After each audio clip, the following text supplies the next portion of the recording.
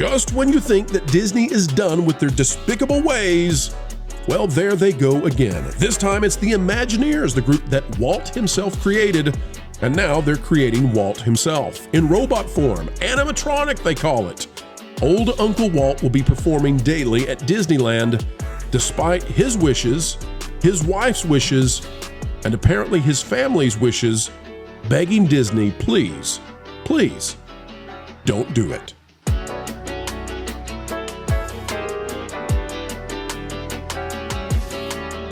Hello, folks. Welcome to the channel that continues to do it. And what is that we're doing? Well, bringing you the news for entertainment and explaining culture curve as best we can every single day in a way that other channels simply will not. Pixie dusters, cupcakers? No, we are not that at all. Heavy dosage Disney fans? No, I think not. We bring you the truth, whether it's cold or hot. And today it is definitely not in the favor of Disney because they're doing something that seems almost cruel. We'll tell you what's happening with Uncle Walt Disney himself. Folks, click the like button, even if we don't like what Disney is up to. Folks, here's the story. Walt Disney Animatronic opening date announced despite granddaughter's objections. This is out of thatparkplace.com by Marvin Montanero.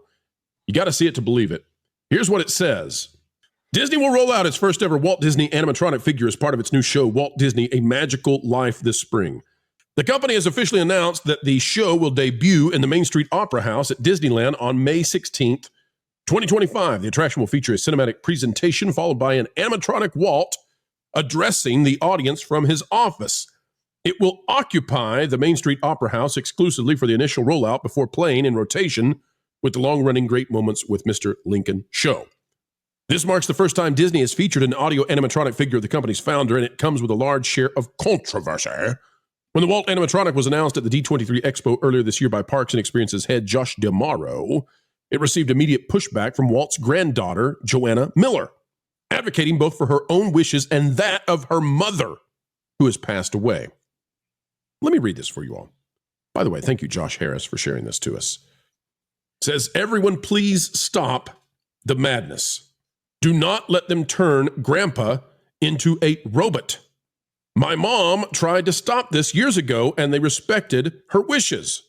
In other words, they waited for her to be gone before they did what she did not want them to do, and by the way, which Walt apparently did not want them to do. There is plenty of film so people can see him and hear him talk. He has told you everything on TV show, lead-ins, and specials. Everyone who stepped forward when Uncle Robert's house was going to be destroyed, and you did it. Thank you. We have that protected because of all of you. Please protect the memory and legacy of Grandpa. It's amazing to me that they would go forward as she asks, basically begs, this is not in line with what the family wants. Now, you can make an argument that Walt made his buck off this, right? He took people who had passed away and he turned them into robots. But the difference there is that it was a respectful way of presenting, for example, Abraham Lincoln, whom we have no audio, we have no video. And so it was a way of bringing those iconic historic figures back to life. It's a bit macabre to take the man who made the robots and turn him into a robot. That's just, it's kind of like taking Jim Henson and turning him into a puppet after he passes away, and then having the Jim Henson puppet yap at a camera and say all the slogans of Disney today. As they kick him out of Muppet Vision 3D, by the way. Marvin, I believe I heard you hopping in. Do you have anything on that? Well, yes. So Joanna Miller's siblings apparently have, they've voiced support for this, or I guess they were toured around. They're all part of the Walt Disney Family Museum, and the Walt Disney Family Museum is in support of this attraction. But, she still is sticking up for her mother, and apparently, based on what we're hearing, also sticking up for Walt himself, who had voiced, which we get into at the end of the article. Well, we recommend people go read this article too. We don't have time to show everything about it. Mm-hmm. I want to hand it to the panel though and ask, is this different somehow than Great Moments with Mr. Lincoln, than with the Hall of Presidents? You've got Mark Twain featured in the show in Epcot at the American Pavilion. Is this different, turning Walt into a robot? And people are asking, why do you say robot? It's a reference to Futurama.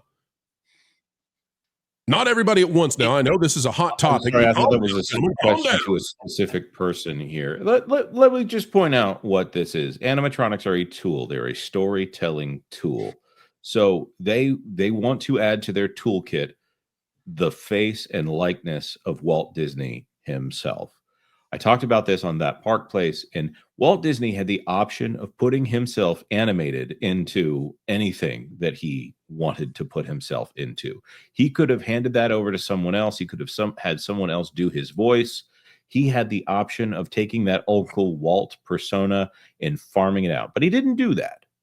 He himself did the voice of Uncle Walt because it was him. Anything they put into his mouth, he had ultimate editorial on it because he had to say it himself. And he ended up, towards the end of his life, I think, being a little bit resentful of some of the corporate aspects of the Walt Disney Company. And I don't think he necessarily was a fan. He saw a difference between Walter Elias Disney and that guy, Uncle Walt, that guy, Walt Disney, they always talk about. Now, maybe that was a bit of narrative flair on the part of the biographers, but this turns Walt Disney, like you've said, a puppet. It turns him into a narrative tool for the Walt Disney Company in a way that is I think, inappropriate, in the same way that they want a Stan Lee in the state that Stan Lee is right now, and they want a Jim Henson in the state that Jim Henson is right now, and they're just waiting around for George Lucas to be in that state so that they can say he would have said this on any number of issues that affect this company. Right, or now. rather, just have him say it. Right, George Lucas animatronic on the stage, and have the George Lucas animatronic say, "Well, yeah, I really like the sequel trilogy. It's really good. It's exactly how I would have made it." I really feel like Ray is just the best character that's ever been created. It's not just that they want to put words in their mouth, though. It's that they want credit for supposedly respecting the creator of the company. They want to appear to be respectful of his vision while discounting what he and the family asked for. And that's the exact opposite of respect. That's what makes it offensive.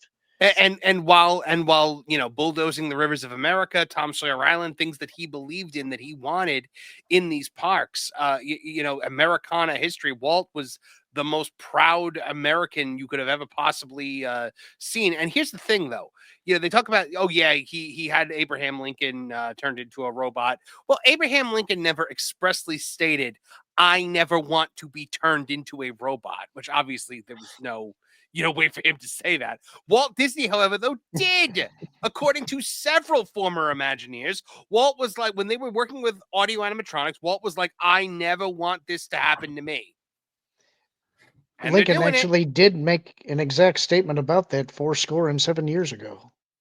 Yeah, well, I look, between freeing the slaves and fighting vampires, I'm not sure when he had the time, but also in the Hall of Presidents, when they would have Lincoln speak, he would just he would recite the Gettysburg Address. He's just saying a thing that he himself actually said. Now, I'm pretty sure that this Walt Disney animatronic in Walt Disney: A Magical Life is not going to stand up there and recite monologues from the Wonderful World of Color. No, wait a minute. They're going to give him new things to say. Marvin, have you seen the script for this? I'm pretty sure that Walt did, in fact, say, "Well, hello, folks. I'm here to tell you that Bob Iger is the greatest CEO in the history of this company." What should they do? They could put a Bob Iger animatronic right there, and then make sure that other people get to decide what Bob Iger says. See how much he likes it. I'm glad they evicted those stupid rabbits and bears and foxes from Splash Mountain. It was a horrible thing. That's what he's going to say. We really hope that you felt this video was satisfactual. We know we had an actual good time participating and communicating with each and every one of you out there listening. It is a great honor. It is a great pleasure, even a responsibility to do this on a daily basis. You give us the dream job we love doing, and for that we can never say thank you enough. There's only one small favor we ask beyond what has already been done, and that is, folks, consider it. That is clicking the like button. Share, subscribe, click it, stick it to those pesky algorithms. It's the notification bell. And drop a comment right on down below. Let us know your thoughts, because your thoughts do indeed matter, no matter what the mainstream media would otherwise say. Folks, as we say every single time we end these videos, because we mean it, keep learning, keep growing, and keep having fun.